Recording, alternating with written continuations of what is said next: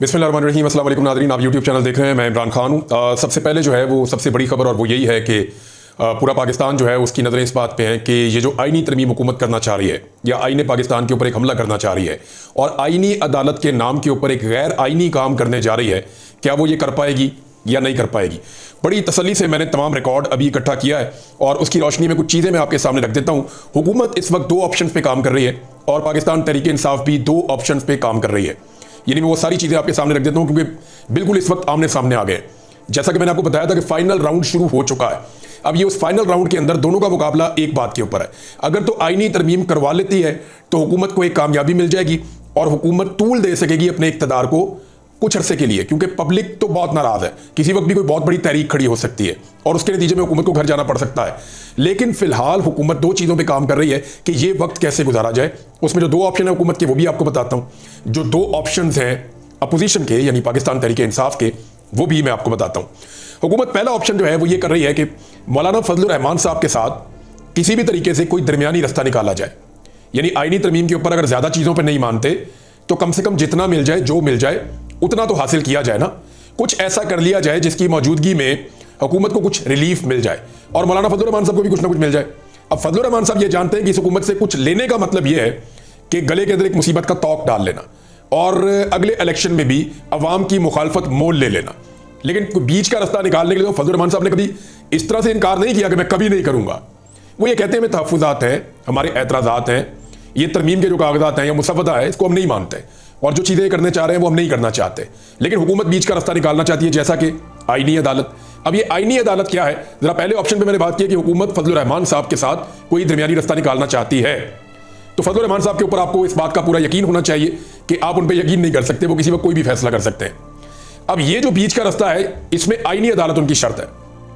आईनी अदालत क्या है, जरा थोड़ा सा इसको आप समझ लेंगे तो बाकी चीजें समझने में आपके लिए आसानी हो जाएगी। आईनी अदालत ऐसे है कि एक ऐसी अदालत बनाई जाए जिसका एक नया चीफ जस्टिस ऑफ पाकिस्तान बने उस अदालत का, और वो जो चीफ जस्टिस होगा वो सुप्रीम कोर्ट ऑफ पाकिस्तान के चीफ जस्टिस के भी ऊपर चला जाएगा और उसके चीफ जस्टिस की मुद्दत मुलाजमत 68 साल की उम्र तक होगी। यानी कादी फायद ईसा साहब को भी दोबारा उस सीट पे बिठाया जा सकता है और हो सकता है अगर सब ये कहें कि रिटायर्ड जज नहीं लगेगा तो कहेंगे ठीक है नहीं लगेगा, लेकिन उम्र की हद हम 68 साल करने जा रहे हैं इस मखसूस अदालत के लिए, आईनी अदालत के लिए, क्योंकि आईनी केसेस हैं, बड़े तजर्बे चाहिए ये वो। तो ऐसे कहकर ये कह देंगे कि 68 साल की उम्र की हद कर दें। अब ये करेंगे क्या कि ये कादी फायद ईसा साहब को 1 या 2 दिन पहले वहां से जो है वो ट्रांसफर कर सकते हैं उनकी रिटायरमेंट से पहले, क्योंकि जैसे ही वो रिटायर हो जाएंगे तो उनकी फिर वो रिटायर हो जाएंगे ना। लेकिन अगर वो रिटायर नहीं होते, उनकी रिटायरमेंट से 2 दिन पहले उनको एक दूसरी अदालत में भेज दिया जाता है जिसमें उम्र की हद बढ़ के 68 साल हो जाती है, तो फिर तो वो वहीं पे रहेंगे 3 साल के लिए। तो ये भी एक चीज है जिसके ऊपर वो गौर कर रहे हैं। देखिए हुकूमत ने ऐसे ही किया था जब इनकी 2023 में हुकूमत खत्म हो गई थी अगस्त में, तो इन्होंने हुकूमत खत्म होने से 2 दिन पहले असेंबलियां तोड़ दी थी। और वो इसलिए तोड़ी थी क्योंकि अगर असेंबलियां तोड़ दें तो फिर 90 दिन में इलेक्शन होते हैं और अगर असेंबलियां अपनी मुद्दत पूरी करें तो 60 दिन में इलेक्शन होते हैं। तो ये इलेक्शन से भाग रहे थे तो इन्होंने 1-2 दिन पहले असेंबलियां तोड़ दी। तो इसी तरह कादी साहब को भी 1-2 दिन पहले जो है वो उनको चुनकर, क्योंकि 3 जजों में से चुनना है, टॉप 3 जजेस में से वो कहते हैं जी हम चुनेंगे, तो 3 में से जो एक चुना जाएगा, जस्टिस मुनीब अख्तर को तो वहां ले जाने वाले नहीं है वो, ना वो जस्टिस मंसूर अली शाह साहब को वहां ले जाने वाले हैं, तो कादी फायद ईसा साहब भी चुने जाएंगे।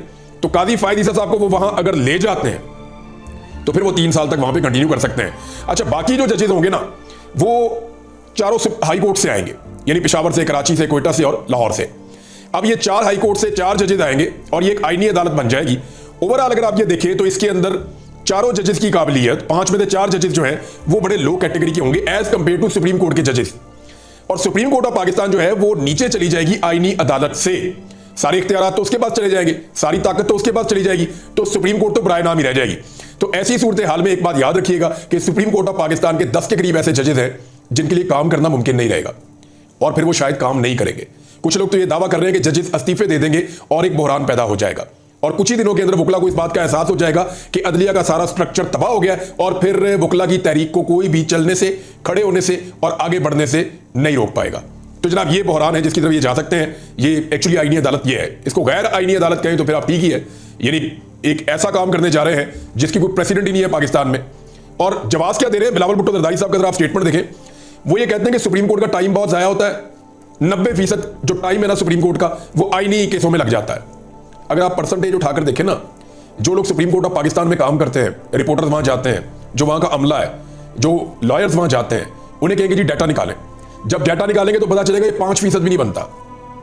सुप्रीम कोर्ट ऑफ पाकिस्तान के जजेस का ज्यादातर टाइम आईनी केसेस में नहीं गुजरता। ये बिलावल ने पता नहीं कहां से डाटा ले लिया है, वो 90% कह रहे हैं। अब जैसे बिलावल मजबूर है, उनका डाटा भी लगता है मजबूर है, और वो मॉडिफाई हो गया बिलावल की तरह। तो 90% केसेस नहीं होते, बहुत थोड़े से केसेस होते हैं जो आईनी होते हैं। एक्चुअली आपको ज्यादा इसलिए लगते हैं कि वो ज्यादा रिपोर्ट होते हैं। जब आईनी मामला अदालत में जाते हैं तो वो रिपोर्ट होते हैं। यानी आप देखें, हफ्ते के अंदर 3, 4, 5 घंटे ऐसे होते हैं जो बहुत ज्यादा सुप्रीम कोर्ट में रिपोर्ट हो रहे होते हैं, लेकिन वो एक अदालत में। बाकी अदालतें रूटीन में अपना काम कर रही होती हैं, लेकिन उन्हें कोई रिपोर्ट नहीं करता। इसी तरह बाकी दिनों के अंदर अदालतें रूटीन में अपना काम कर रही होती हैं, लेकिन उन्हें कोई रिपोर्ट नहीं करता। यानी मैं अदालतों में जाता रहा हूं, वहां पे दर्जनों केसेस के बाद कोई एक आधा केस आता है जो सहाफियों की दिलचस्पी का होता है। यानी 2, 4, 5 दर्जन केसेस के बाद कोई 1-2 केसेस ऐसे आते हैं जिसकी खबरें आप बनाकर टीवी पे लगा सकते हैं। तो वो आईनी नौयत के मामला या मीडिया की नौयत के मामला तो बहुत थोड़े होते हैं।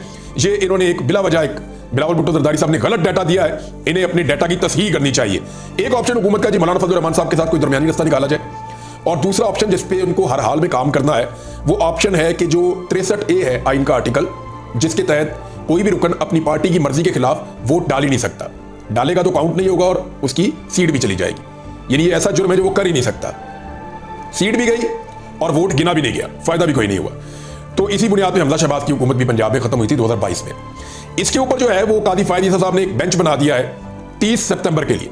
अब हुकूमत की सारी उम्मीद यह है कि इस आइन की जो तशरीह है वो सुप्रीम कोर्ट ऑफ पाकिस्तान एक नए सिरे से नए अंदाज में इस हुकूमत की मर्जी के मुताबिक कर ले, और जो फ्लोर क्रॉसिंग है या जिसे आप हॉर्स ट्रेडिंग कहते हैं, यानी बंदों की खरीदो फरोख्त या फ्लोर क्रॉसिंग, ये 2 नंबरी का रास्ता खोल लिया जाए। यानी आप अंदाजा करें कि पाकिस्तान में इस वक्त ऐसी हुकूमत है जो सुप्रीम कोर्ट ऑफ पाकिस्तान की तरफ अड़ियां चुक चुक के देख रही है, और देख क्या रही है कि किसी तरह से आप हमें फ्लोर क्रॉसिंग की इजाजत दे देना तो हम आईने पाकिस्तान में तरमीम करके पाकिस्तान की तरफ इस्तेहकाम ले आए। ये है जी इस वक्त पाकिस्तान के अंदर सूरत हाल। तो ये 2 चीजें वो करने की कोशिश कर रहे हैं। हुकूमत के पास जो इस वक्त टोटल वोट है 214 है। एक पीपल्स पार्टी की खातून को दी गई है सीट, गुरगी साहबा को, वो जब हलफ उठा लेगी तो 215 हो जाएंगे। एक छीनने की कोशिश की जा रही है पाकिस्तान तहरीक इंसाफ की एक सीट, और अभी तक तो वो नहीं छीनेगी तो 215 इनके पास है।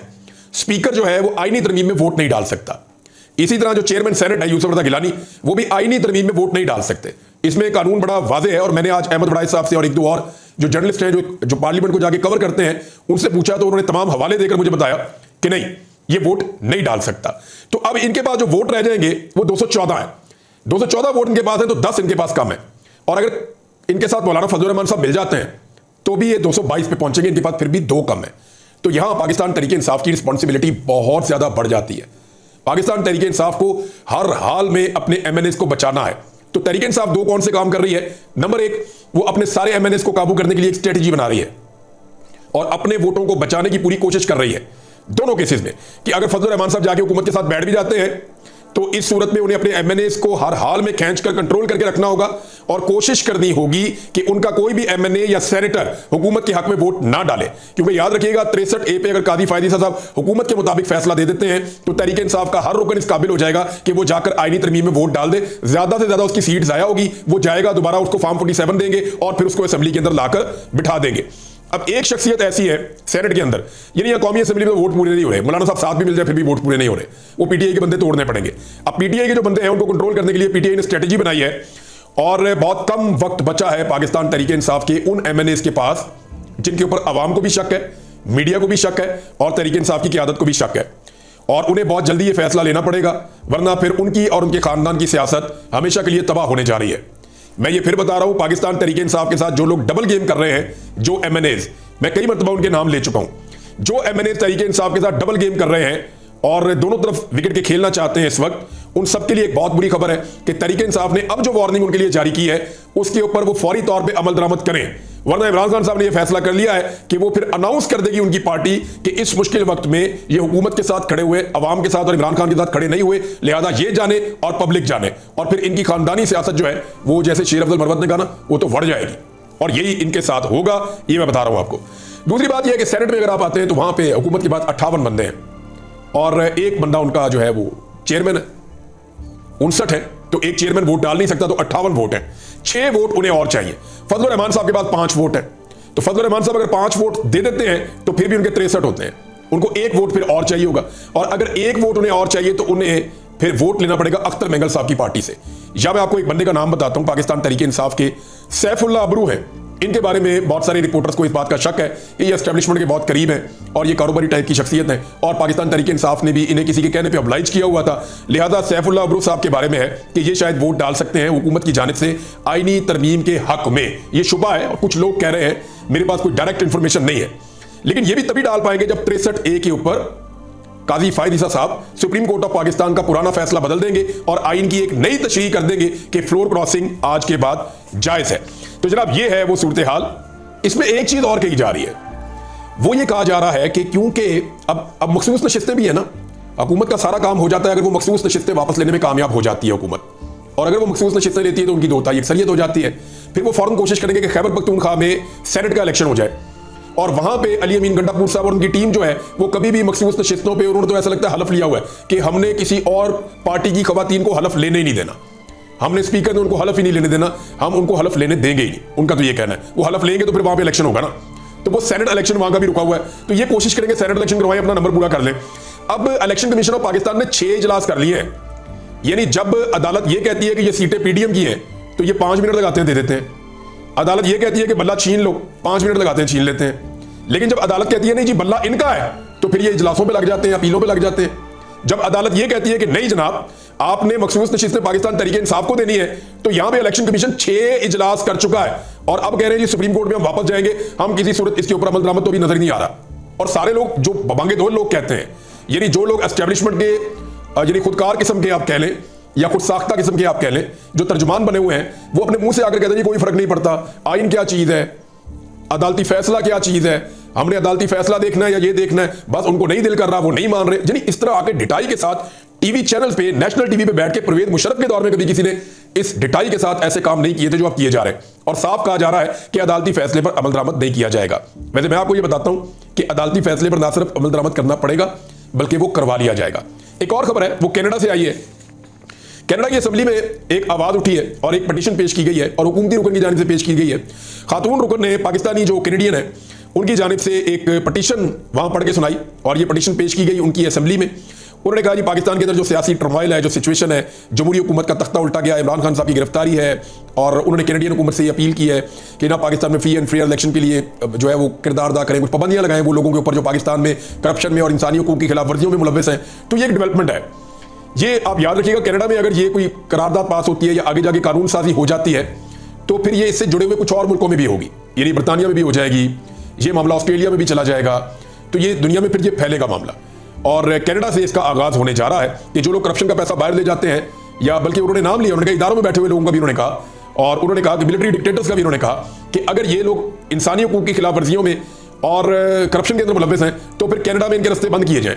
और जो आइंदा 5 पटिशन आ रही हैं कनाडा में, जो अपोजिशन लेकर आ रही है, हुकूमत और अपोजिशन इस पे सेम पेज पे है, वो है जनाब इमरान खान की रिहाई की पटिशन आ रही है, दूसरी जुडिशरी की आज़ादी की आ रही है पाकिस्तान में, तीसरी पाकिस्तान में मीडिया की आज़ादी के ऊपर आ रही है, चौथा कारकुनों की रिहाई के हवाले से आ रही है, पाकिस्तान तहरीक इंसाफ के कारकुनों की रिहाई, और पांचवा जो है वो पाकिस्तान में अवामी मैंडेट और फ्री एंड फेयर इलेक्शन के हवाले से भी एक पटिशन आ रही है। अगर ये 5 पटिशन आती हैं कनाडा में और उसके बाद वो एक कानून साजी करते हैं तो ये फ्यूचर के लिए अच्छा होगा, यानी इसमें टाइम लगेगा लेकिन फ्यूचर के लिए अच्छा होगा। जो लोग पैसा पाकिस्तान से कमाते हैं, लूटमार करते हैं, या यहाँ पे इंसानी हुकूक की खिलाफ वर्जियां करके जाके यूरोप में और कनाडा में, अमेरिका में वहां छुप जाते हैं, तो उनके लिए जरा जमीन तंग हो जाएगी।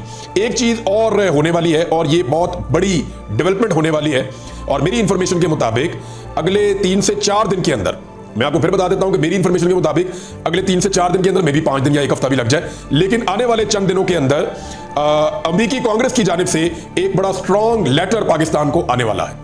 ये मैं आपको पहले बता रहा हूं, और इसके पीछे जो है वो ओवरसीज पाकिस्तानी है, मैं उनके नाम भी ले सकता हूं। यहां जिन लोगों ने ज्यादा काम किया, अली डोगर साहब हैं, ताबिश तौफीक साहब हैं, दीगर कुछ और लोग हैं पाकिस्तानी जो काम कर रहे थे, और मेरी आतिफ खान साहब से बात हुई, कुछ और लोगों से बात हुई, तो मैंने सारा डाटा इकट्ठा किया है। और ओवरसीज पाकिस्तानी भी जो है वो सांस नहीं ले रहे, बड़ी तेजी से पाकिस्तान के अंदर इंसानी हुकूक की खिलाफ वर्जियां हो, मीडिया के ऊपर कदगने हो, आजादी इज़हार राय का मामला हो, रूल ऑफ लॉ का मामला हो, मैंडेट की चोरी का मामला हो, तो इन सारे मामला को ओवरसीज पाकिस्तानियों ने उठाया हुआ है। तो नाज़रीन, जैसा कि मैंने आपको कहा था, पीटीआई भी 2 काम कर रही है। एक तो मैंने आपको बताया कि वो अपने बंदे कंट्रोल कर रही है, दूसरा वो मौलाना फजल रहमान साहब को री एंगेज कर रहे हैं, और री एंगेजमेंट के अंदर कुछ लो दो वाला मामला भी है, और वो आने वाले दिनों में मैं चीजें आपको बताऊंगा कि वहां क्या होने जा रहा है। फजल रहमान साहब को उसका क्या फायदा होगा। देखिए, सबसे बड़ा फायदा उनका यह है कि उनकी पार्टी जो अगला इलेक्शन है जो जल्दी आ जाएगा वो लड़ने के काबिल हो जाएगी। दूसरा, पाकिस्तान तहरीक इंसाफ ने लाहौर में दोबारा जलसा करने का फैसला किया है, और वो जलसा 5 अक्टूबर को होगा। और 5 अक्टूबर को इसलिए होने जा रहा है कि इमरान खान साहब की सालगिरह भी है उस दिन, और पाकिस्तान तहरीक इंसाफ के जो वर्कर्स हैं वो बड़े जोशो खरोश के साथ इमरान खान साहब की सालगिरह मनाते हैं। तो अब 5 अक्टूबर को लाहौर में दोबारा जलसा, उसके लिए उन्होंने अप्लाई कर दिया और उन्होंने कहा कि हम 10 बजे रात को जलसा खत्म करेंगे, और उसके लिए उन्होंने जो श्योरिटीज गारंटीज हैं वो भी देना शुरू कर दी हैं। जबकि रावलपिंडी में पहले 28 तारीख को जलसा करने जा रही है पाकिस्तान तहरीक इंसाफ। लाहौर वाले पहले जलसे पे तो अली अमीन गंडापुर साहब पे दहशतगर्दी का पर्चा हो गया। वैसे मैं हैरान हूं कि पंजाब हुकूमत ने तो फस्तायत की तमाम हुदूद ही पार कर दी है, यानी इससे आगे कुछ भी नहीं हो सकता जो इन्होंने कर छोड़ा है इस मुल्क के अंदर, और जो इन्होंने सिस्टम बना दिया इस पाकिस्तान में। अगर कभी इनको इन चीजों का सामना करना पड़ गया ना तो इनकी चीखें मरीख तक आपको सुनाई देंगी। बहरहाल वो वक्त भी आ जाएगा। अब तक के लिए इतना ही, अपना ख्याल रखिएगा, अपने चैनल का भी। अल्लाह हाफ़िज़।